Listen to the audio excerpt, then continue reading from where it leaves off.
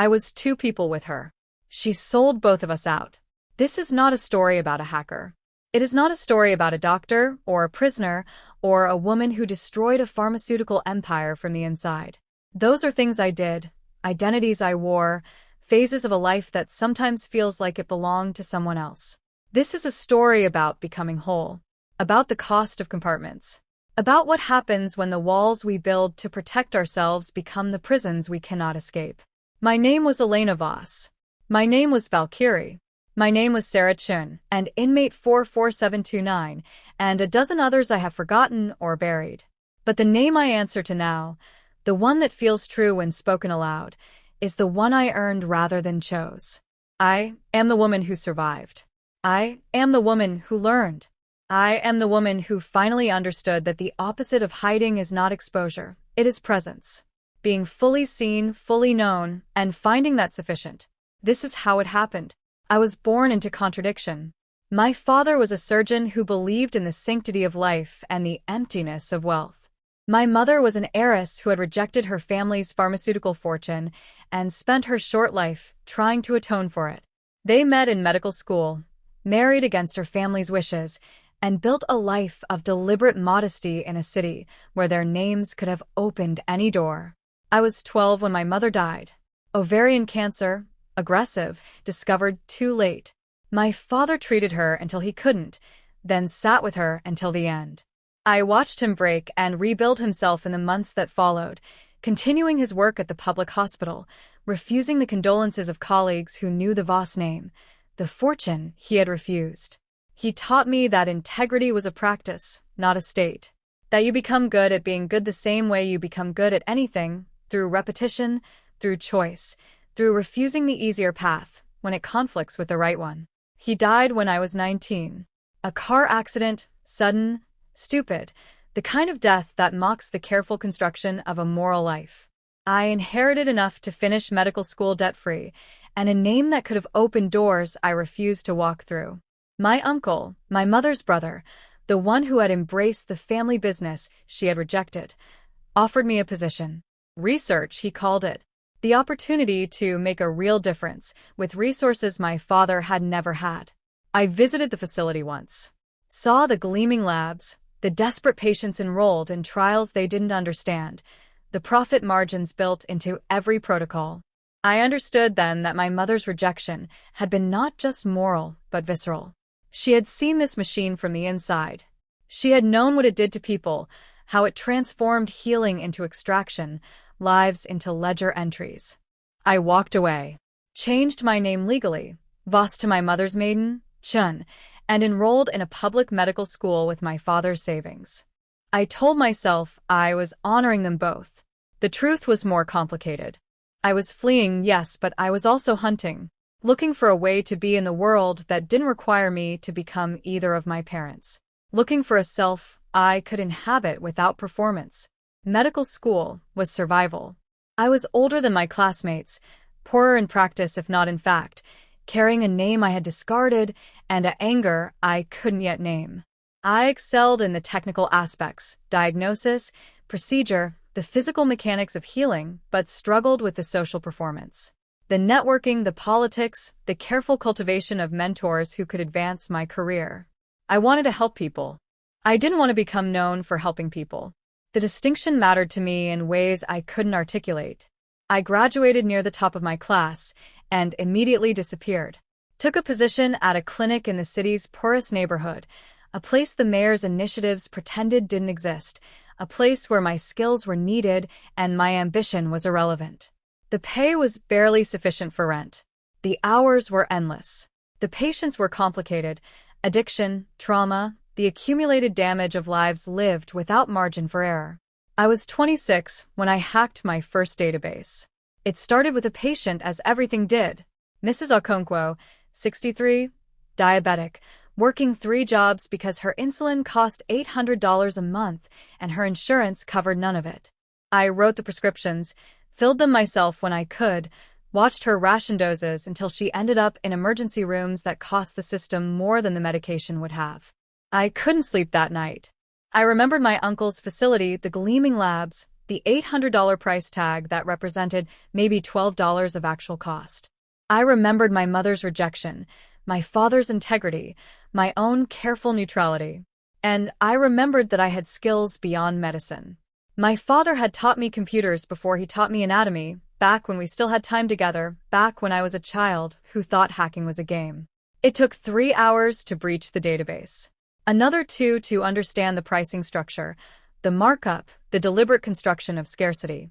I found the patient assistance programs that existed on paper but were impossible to access, the coupons that reduced prices to reasonable levels but were never advertised, the entire architecture of making profit from desperation. I didn't steal money that first time. I stole information. I found every diabetic patient in the company's database within 50 miles of my clinic, and I sent them anonymous instructions. How to access the coupons. How to navigate the assistance programs. How to reduce their $800 monthly cost to $35. I used a name I had invented in childhood, playing at Heroes, Valkyrie, the chooser of the slain, the one who decided who lived and who died. The company noticed. Of course they noticed. A sudden 40% drop in revenue from a specific region, a pattern of patients accessing programs they shouldn't have known about. They investigated, found nothing. Tightened security. I learned from their improvements, studied their new defenses, prepared for the next time. Because there would be a next time. I understood that immediately. The satisfaction of that first hack, the knowledge that I had helped people the system was designed to harm, that I had struck back at the machinery of extraction was addictive. It filled a space in me that medicine alone could not reach. The clinic treated symptoms. Valkyrie treated causes. For 5 years, I lived in division. Days as Elena, the doctor who stayed late, who made house calls, who kept a cot in the back room for nights when driving home was unsafe. Nights as Valkyrie, the hacker who stole from pharmaceutical companies and returned the money to patients, who exposed pricing conspiracies and manufacturing shortcuts, who became increasingly skilled and increasingly wanted. I was careful, obsessively careful. Separate computers, separate identities, separate patterns of movement. Elena never accessed Valkyrie's materials. Valkyrie never treated patients. I told myself this compartmentalization was security, was protection, was the only way to survive. I didn't recognize it as loneliness, as the construction of a life where no one could know me completely, where intimacy was impossible because authenticity was dangerous. I had relationships, brief, bounded, ended before they could become complicated. I told myself I was focused on my work, on my missions, on the countless people who needed what I could provide. The truth was that I didn't know how to be known. My parents had died before I became adult. My only remaining family was my uncle, who represented everything I opposed. I had built myself from opposition, from rejection, from the careful maintenance of boundaries that kept me safe and isolated. Then I met Maya. She came to the clinic on a Tuesday in March, during the kind of rain that makes poverty visible. No umbrellas, no dry transportation, patients arriving soaked and shivering. She was neither. She had an umbrella, a waterproof bag, boots that cost more than some of my patients earned in a week. She was there for a story, she said. A freelance journalist, investigating healthcare access in underserved communities. The mayor's office had given her a list of clinics. Mine was one. I almost refused. Journalists were dangerous, attention was dangerous, exposure threatened both my identities. But she had kind eyes, and she asked questions that suggested she actually cared about the answers, and I was tired. Tired of being invisible, of being two people, of carrying everything alone. I gave her a tour, showed her the exam rooms with their donated equipment, the pharmacy closet with its haphazard inventory, the cot where I slept 3 nights a week. I introduced her to patients who consented to speak, to my one staff member, a nurse practitioner named Gloria, who had been with me since the beginning. Maya listened, really listened. She didn't take notes constantly, didn't perform the impatience I associated with reporters on deadline. She asked about me, my background, why I had chosen this work, how I sustained it. I gave her partial answers. The medical school debt that wasn't real, the calling to serve that was true but incomplete, the satisfaction of work that mattered. I didn't mention my family, didn't mention Valkyrie, Didn't mention the 5 years of double life that had made me expert at partial disclosure. She stayed for 3 days, observed my work, interviewed patients, followed me on home visits to those too sick to travel.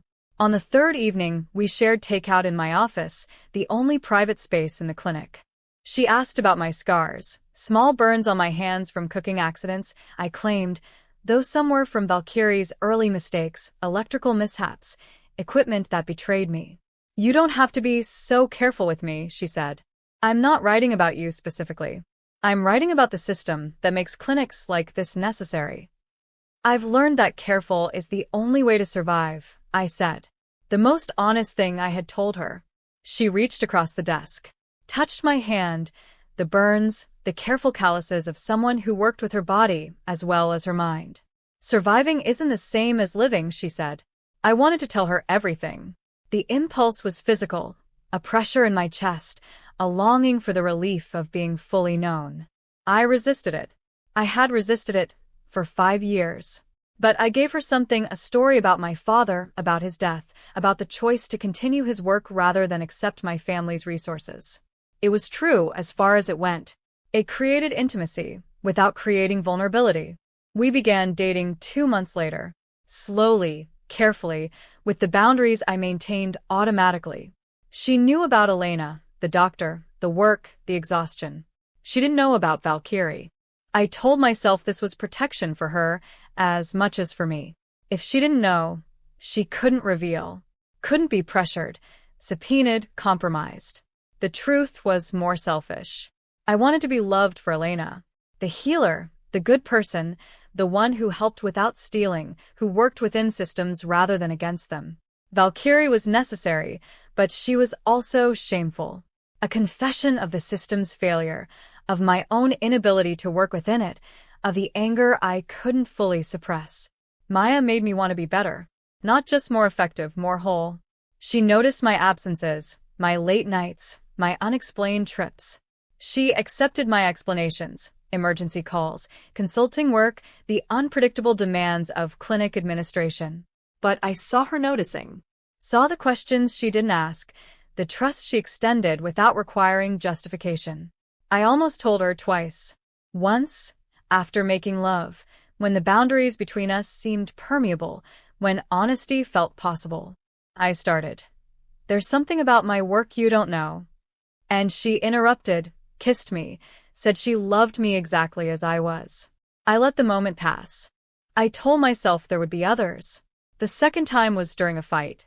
She had discovered I had lied about a conference, had actually been in another city, and she demanded to know if I was seeing someone else. The real explanation, that I had been extracting a whistleblower from a pharmaceutical facility, that Valkyrie had needed to be present in person, was impossible. I let her believe the infidelity, denied it tearfully, eventually convinced her through sheer performance of wounded innocence. That lie sat between us afterward. She didn't fully trust me. I didn't fully trust her with the truth. We continued, both of us careful, both of us performing a relationship that had become more work than nourishment. Then Voss Pharmaceuticals announced the breakthrough. The drug was called Voss Immune. Some engineered antibody, some targeted therapy, the kind of advance that made stock prices soar and executives wealthy. The initial trials showed remarkable results for certain autoimmune conditions. The price, announced alongside the efficacy data, was $50,000 per treatment course. My patients started dying, not from the disease, from the cost. They stopped coming to the clinic because they knew I couldn't help them. They stopped answering my calls.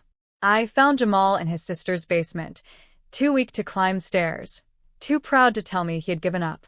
He was 24, had been my patient since he was 19, had trusted me to keep him alive. I looked into it, Doc, he said. The treatment. Even with insurance, even with everything, it's 30 grand. My mom's still paying off my sister's birth. I can't do that to them. There are programs, I said. Assistance, trials, ways to. I called. I applied. The waitlist is 18 months. The trial is full. The assistance requires proof of income one don't have because I work off books because that's the only work that pays enough to almost survive. He coughed, wet and deep. I'm not angry at you. I just need you to know I'm choosing this. It's my choice. He died 3 days later. I signed the death certificate. I went home. I became Valkyrie. The hack took 6 hours. Voss Pharmaceuticals had learned from my previous targets, had built defenses I needed to understand and circumvent. But I had learned too. I had 5 years of practice, of studying how systems protected themselves, of finding the human errors in technical perfection. I found everything. The $12 manufacturing cost. The pricing committee's deliberations, where they discussed market tolerance for mortality and calculated how many deaths would generate enough bad press to matter. The executive bonuses tied to revenue targets that required the $50,000 price point. The deliberate restriction of supply to create artificial scarcity. I found something else. My uncle's personal emails. His awareness of my activities as Valkyrie, not complete, but sufficient. He knew someone was targeting pharmaceutical pricing. He suspected it was personal. He had hired investigators, had compiled profiles of likely suspects, had included me on a list of disgruntled family members who might have motive and capability. He didn't know for certain. If he had, I would have been arrested already. But he was watching, had been watching, possibly for years.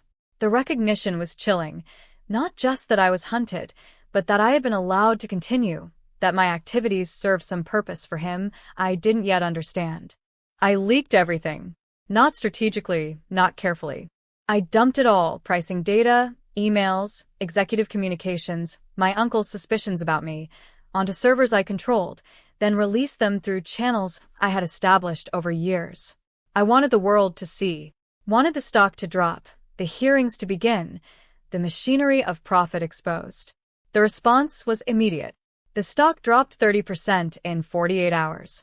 Congressional hearings were announced.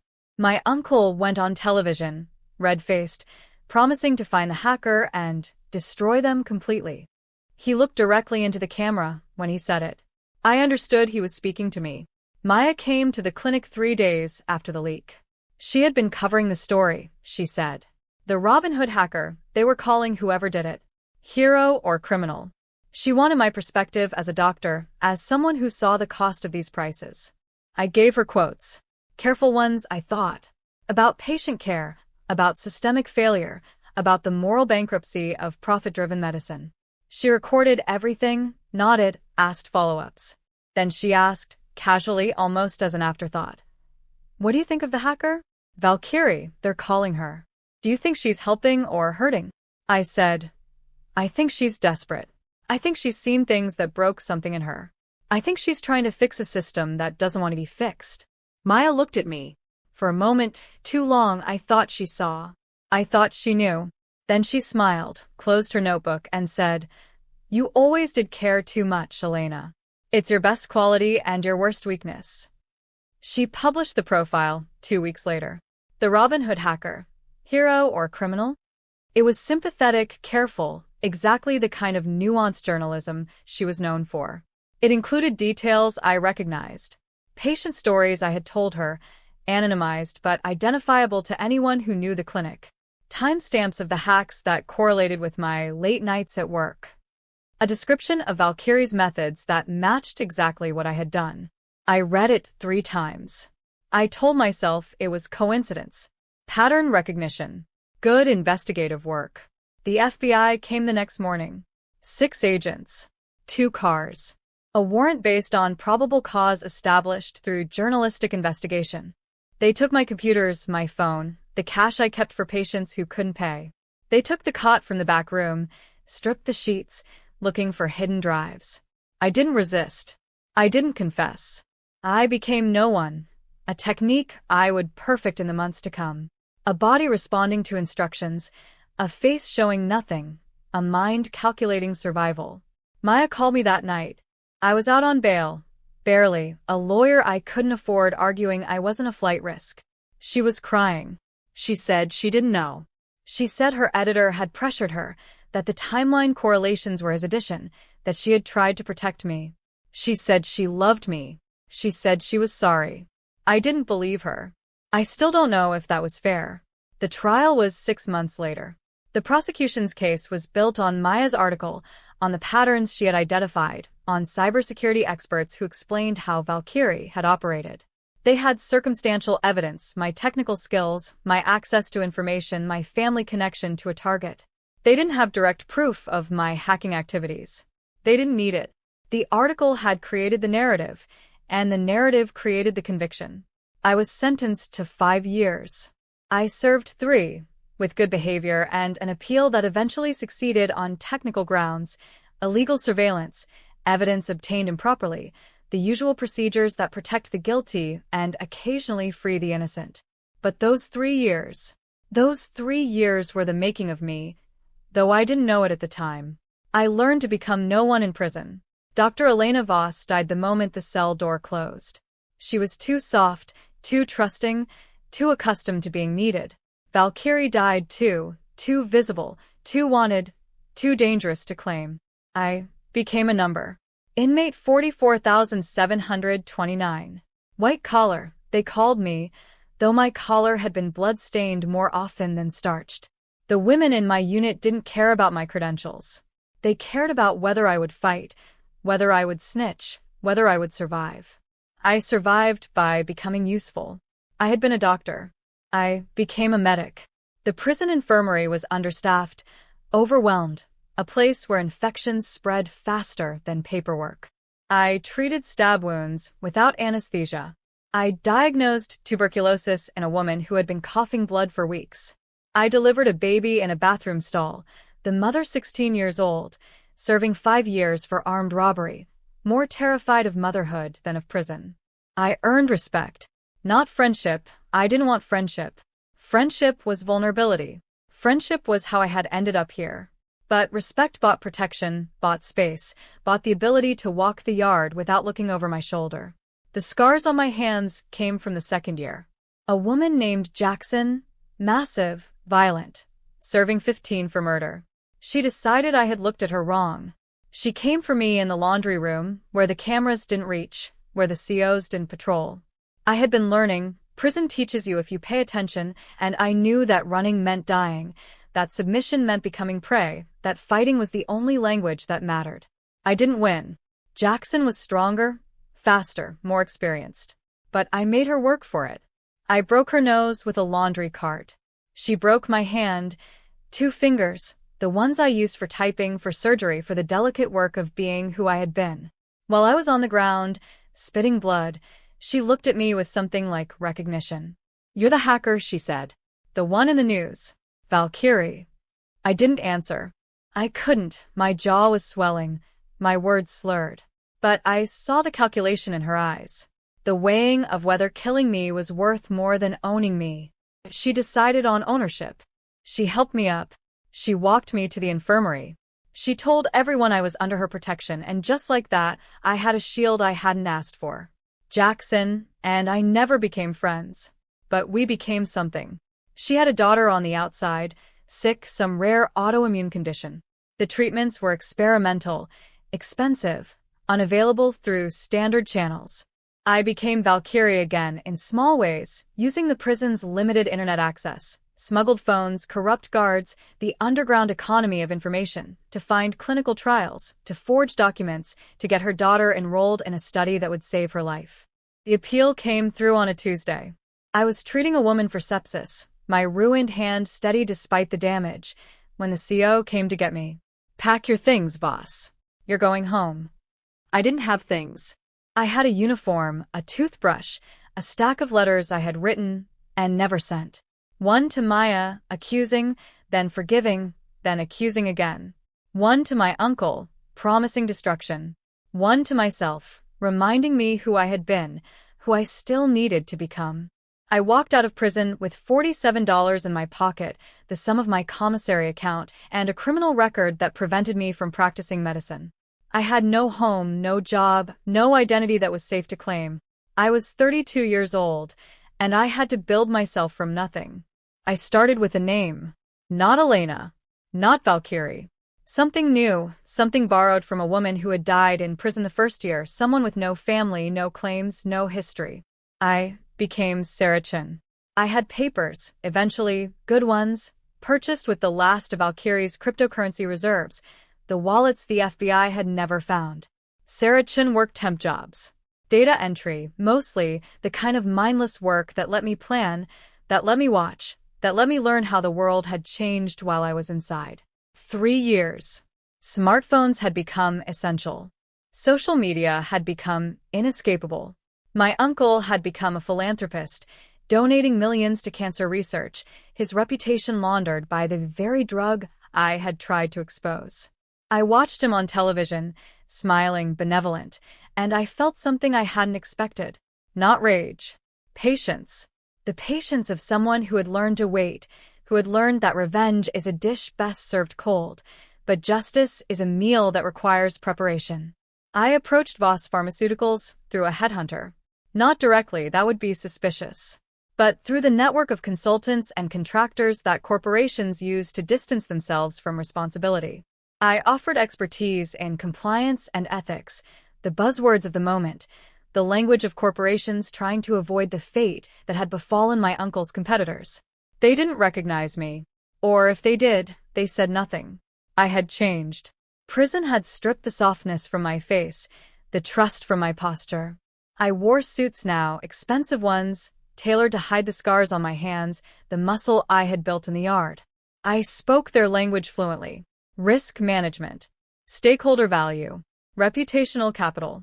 I was hired as a junior consultant, reporting to a senior VP who had been with the company for 20 years. He was corrupt, I learned quickly. Not dramatically, no envelopes of cash, no obvious bribes. But he approved contracts with vendors who employed his son. He signed off on studies that had clearly been manipulated. He looked the other way when overseas subsidiaries cut corners on safety. I documented everything. Not digitally, I knew better than that. On paper, in a code I had developed in prison, in a notebook I kept on my person at all times. I became the model employee, the first to arrive, the last to leave, the one who never complained, never made waves, never threatened the system. And I rose. Junior consultant to senior consultant. Senior consultant to director. Director to vice president, reporting directly to the office of the CEO. My uncle. I sat in meetings with him, presented to him, watched him age and expand and calcify into the kind of man who believes his own mythology. He never recognized me, or if he did, he never let on. That was his weakness, I realized. His certainty that he had destroyed me, that I was no longer a threat, that the niece who had embarrassed him was broken beyond repair. He saw Sarah Churn, ambitious, competent, unremarkable. He didn't see Elena. He didn't see Valkyrie. He didn't see the woman who had learned to become no one, and therefore could become anyone. I found Maya in the second year of my employment. Not deliberately. I wasn't ready for her yet. But she found me, or found Sarah Chun, at a conference on healthcare access. She was working for a nonprofit now, small, anonymous, helping refugees navigate American healthcare. She looked older, softer. The ambition burned out of her or redirected into something quieter. She recognized me. I saw it in the way she stopped walking, the way her hand went to her throat, the way she said my name, my real name, before catching herself. Elena. I mean Sarah? I bought her coffee. It seemed important, that gesture, that return to where we had begun. She apologized again, the same apology, the same tears, the same story about her editor and the pressure and not knowing. I listened. I had learned to listen in prison, to let people talk until they revealed themselves. Then I told her the truth. About my uncle. About the setup. About how she had been used, how we both had been used, by a man who understood that the best weapons were other people. I watched her face as she understood that her guilt was real but incomplete, that she had been a tool but also a participant, that her carelessness had cost me years regardless of her intent. I want to help, she said. Whatever you're doing, however you're planning to, I want to help. I considered it. Maya had skills, connections, a reputation for integrity that she had rebuilt piece by piece. She could be useful. But I remembered the profile, the way she had weighed hero against criminal and let her editor choose, the way she had taken my trust and turned it into content. I didn't believe she would betray me again deliberately. But I believed she would fail me, that her need to tell stories, to expose truth, would conflict with my need for secrecy, for control, for the slow, patient build of something that could not be rushed. "No," I said. "You want forgiveness. I can't give you that. I can give you information if you want to write about my uncle eventually. After. When it's safe. When I've finished." She left disappointed. I let her go. I had learned that some bridges stay burned, that trying to rebuild them wastes resources better spent elsewhere. The third year was the culmination. I had documented enough to destroy my uncle, his company, his reputation. But documentation wasn't enough. I needed testimony. I needed witnesses. I needed people who would speak publicly about what they had seen, what they had participated in, what they had allowed. I found them. A researcher in the Singapore office who had falsified data and regretted it. A sales director who had bribed doctors and wanted out. A quality control manager who had seen contaminated batches released and had kept the records. I approached them carefully through intermediaries, with promises of protection and threats of exposure. I built a network of the guilty and the remorseful, the ones who could bring the empire down from inside. And I built the legal case. Not with hacked documents this time.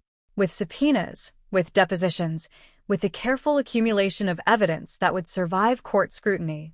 I hired lawyers, Sarah Chen's money, legitimate, traceable, and I prepared them for what was coming. The congressional hearing was my idea. A former colleague, now a staffer on the Senate Health Committee, mentioned in passing that they were looking for corporate accountability stories. I fed her documents, carefully curated, legally obtained, devastating in their specificity.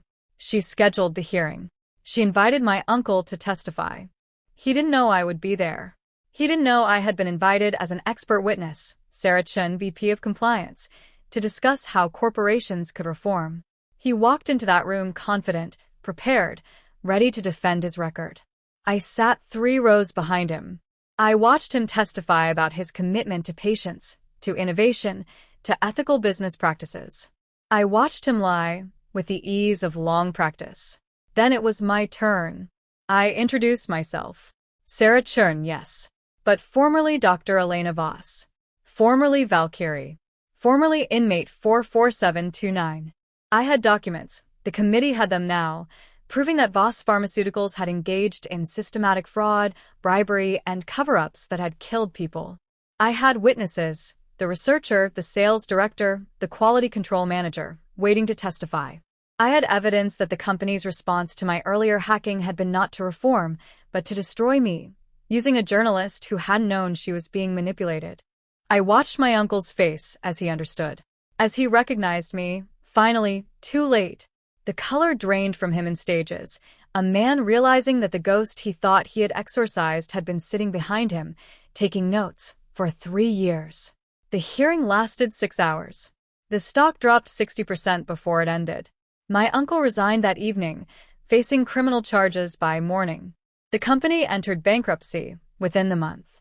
The $50,000 drug, the one that had started everything, the one that had killed Jamal and others like him, was released as a generic, affordable, available. I walked out of that hearing room, and I felt nothing. Not satisfaction. Not relief. The emptiness I had cultivated in prison, the ability to become no one, had become permanent. I had destroyed my uncle. I had won. I was still hollow. Maya found me outside. She had watched the hearing, she said. She had written nothing, contacted no one, kept every secret I had asked her to keep. She wanted me to know that. She wanted me to know she had learned. I believe you, I said. But I still can't forgive you. Some things don't get fixed. They just get survived. She nodded. She understood, finally, the difference between guilt and consequence. She left. I heard later that she wrote about refugee healthcare access exclusively after that, never corporate malfeasance, never investigative journalism. She had found her level, her contribution, her way of being useful without being dangerous. I went back to the neighborhood where my clinic had been. It was different now, gentrified, the free clinic replaced by a boutique gym.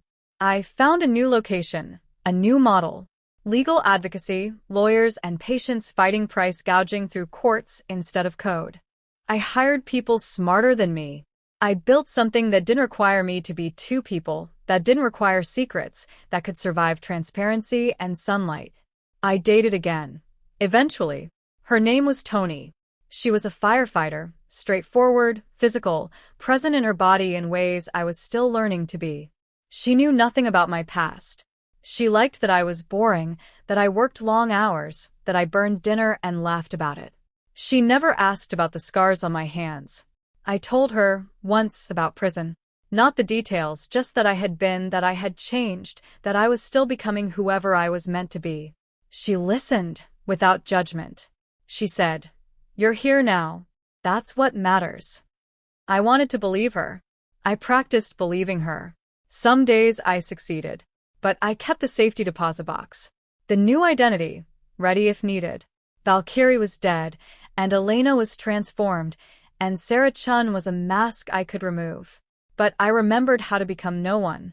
I remembered that trust was a window, not a wall. The test came 6 months later. A call from Gloria, the prison medic who had trained me, who had kept me alive when infection threatened my ruined hand. She was out now, working at a clinic on the border, treating migrants, operating in legal gray zones that attracted the kind of attention that made her nervous. "They're coming for the records," she said. "I see, or someone worse. These people have no one, Elena. They're going to disappear them, and I have documentation that could stop it, but I can't get it out. They're watching the clinic." I was Elena again in that moment. Not Sarah Chern, not the boring advocate. Elena, who had been Valkyrie, who had learned to move through systems unseen, who knew how to extract information and people from places that didn't want to let them go.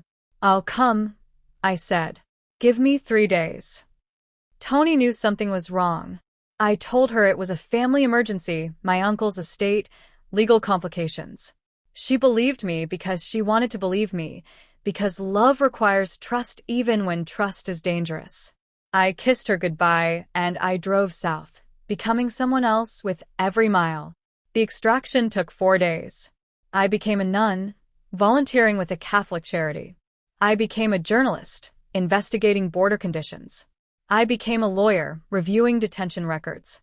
Each identity lasted hours, long enough to gather intelligence, to identify vulnerabilities, to build a route that would get Gloria's documentation and 12 people to safety. On the 5th day, I was no one. A truck driver, anonymous, carrying produce and hidden passengers through checkpoints I had mapped, timed, prepared for. I didn't sleep for 30 hours. I didn't think about Tony, about the life I was risking, about the person I had promised to become. We succeeded. The documentation reached the right journalists. The 12 people found lawyers, asylum claims, a chance at lives that weren't defined by disappearance. Gloria disappeared herself, into a new identity, a new location. The debt she owed me finally paid. I drove home. I became Sarah Chen again, then Elena, then whoever Tony needed me to be. I told her the family emergency was resolved. I told her I loved her. I told myself that this was the last time, that I had helped a friend, that the skills I had used were tools I could put down. I almost believed it. The letter that came 3 weeks later was different. Official, this time. A law firm, prestigious, representing a consortium of pharmaceutical companies. They were being targeted by a hacker, they said. Someone with skills remarkably similar to Valkyrie's. Someone who had mentioned my name in intercepted communications. They wanted to hire me as a consultant, to help them understand their vulnerability, to help them stop the attacks. They knew. They had to know. Sarah Chun was a fiction, and they were offering me a chance to maintain it, to become legitimate, to transform my past into expertise they could purchase.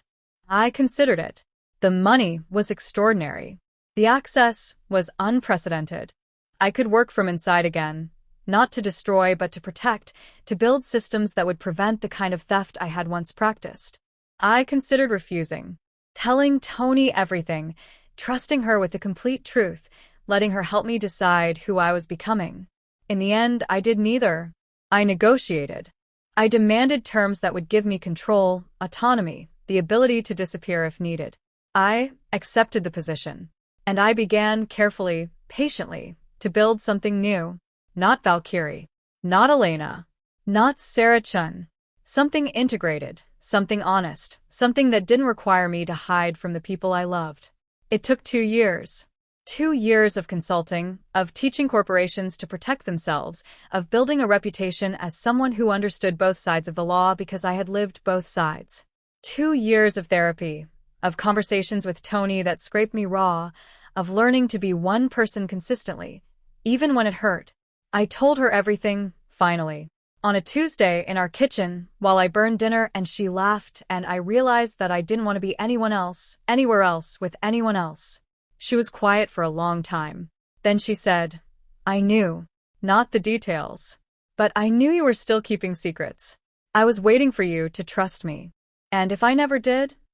She smiled. The smile that had made me love her, that made me want to be the person she believed I could become. Then I would have kept waiting. Some things are worth patience. We married 6 months later. Small ceremony, her family, my colleagues, no one from my past who could connect the threads. I walked down an aisle in a borrowed garden, my scars hidden by sleeves, my heart exposed for the first time in years. I still have the safety deposit box. I still update the identity, refresh the documents, maintain the possibility of escape. Not because I expect to need it, because I remember that I am capable of becoming no one, and that memory makes me more fully someone. I am Elena Voss. I am Sarah Chen. I am the woman who survived prison, who destroyed an empire, who learned to love without hiding. I am the person who waits, who documents, who wins, not by becoming someone else, but by finally becoming myself. The offer in the anonymous letter, the network that still reaches out occasionally, the skills that don't fade, they are part of me, but they don't define me. I have learned that integration is not the same as elimination, that I can be dangerous and kind, patient and passionate, hidden and fully seen. Tony and I are expecting a child. I think about what I will tell them someday about who I was and who I became. I think about the importance of trust, of truth, of the courage it takes to be one person in a world that rewards multiplicity. I think about Maya sometimes. She published a book eventually about refugee healthcare, about the systems that fail the most vulnerable. She sent me a copy inscribed, "For Elena, who taught me that truth without care is just another weapon." I keep it on my shelf. I have not forgiven her. I have accepted her, which is different, which is harder, which is enough. I think about my mother, who died when I was young, who I barely remember. I think she would be proud. I think she would be frightened. I think she would tell me to keep the safety deposit box, because mothers understand that survival sometimes requires preparation, that love doesn't eliminate risk. I am one person now. I have been many. I will be more, as life requires, as growth demands. But I will never again be two people with someone I love. I will never again let trust become a weapon against me. I am Elena. I am here. I am whole. And I am finally enough.